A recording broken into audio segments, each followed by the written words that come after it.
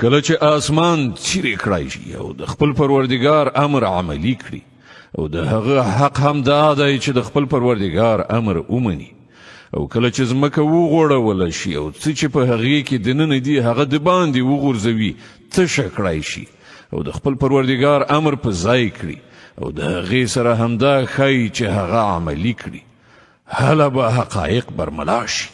انسانا بېشکه په هغه لاره کې چې ته د پروردګار لوري ته ورتلونکی ډېرې ستونزې ګالي او د کار په پای کې له هغه سره یو ځای کېدونکی بیا چې د چا عملنامه هغه ته مخامخ په ښي لاس کې ورکړل شي له هغه نه اسانه او ژر حساب اخیستل کېږي او هغه به د خپلو کسانو لوري ته خوښ په خندا ورستنیږي.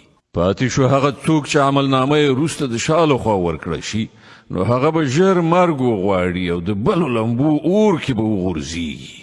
بېشکه په دنیا کې هغه په خپله کورنۍ کې بې اندېښنې او خوشحاله و. هغه انګېرلې وه چې زموږ خواته بیا ورګرځېدونکی نه دی. هو بېشکه د هغه پروردګار د هغه ټولې کړنې لیدلې.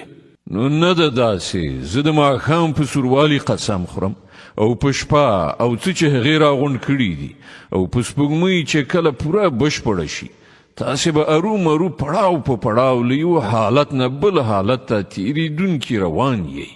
بیا په دې خلکو څه شوي دي چې ایمان نه راوړي؟ د دې آیت په اورېدلو سره یوه د تلاوت سجده واجبه کیږي او کله چې قرآن دوی ته لوستل کیږي نو سجده نه کوي بلکې دا کافران خو د دې پر خلاف دروغ ګڼي. داسې حال کې څه چې دوی په خپلو عملنامو کې راغونډوي الله په هغو ښه پوهیږي. نو له دې امله دوی ته د دردونکي عذاب زیری ورکړه. البته کومو کسانو چې ایمان راوړی دی او چا چې ښه عملونه کړي دي د هغو لپاره هیڅ پای ته نه رسېدونکی ثواب دی.